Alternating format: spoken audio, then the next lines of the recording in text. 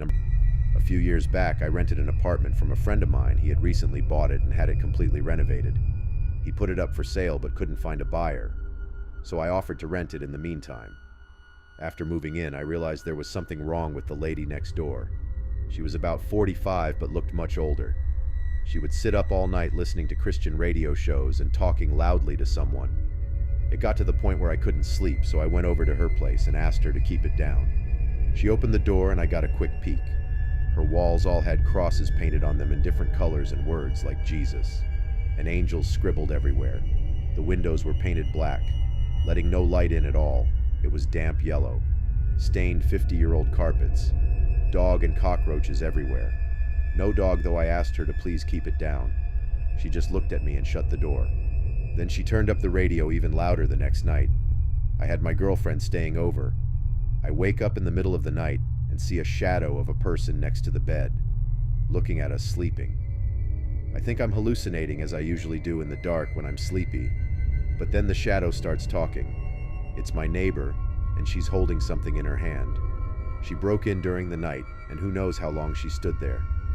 "You should lock your doors at night," she says, and walks out the next morning.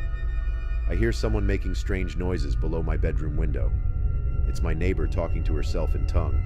She has a plastic bag in her hand with her rotting dead dog inside.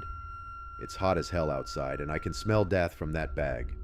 At this point, I'm scared shitless. She's obviously very insane. I go upstairs and knock on another person's door and ask him what the hell's going on. The guy's as scared as me. Apparently, she broke into his apartment one evening as well, while he was watching TV with his kids. He got up from the couch to get a snack, only to find her behind the couch staring at him holding a power drill. Come to think about it now, I know what was in her hand at this stage. I'm basically myself. I called the cops and they know all about her. Apparently she's a violent schizophrenic and she hasn't taken her meds, but they can't force her or enter her apartment without her permission because she owns it.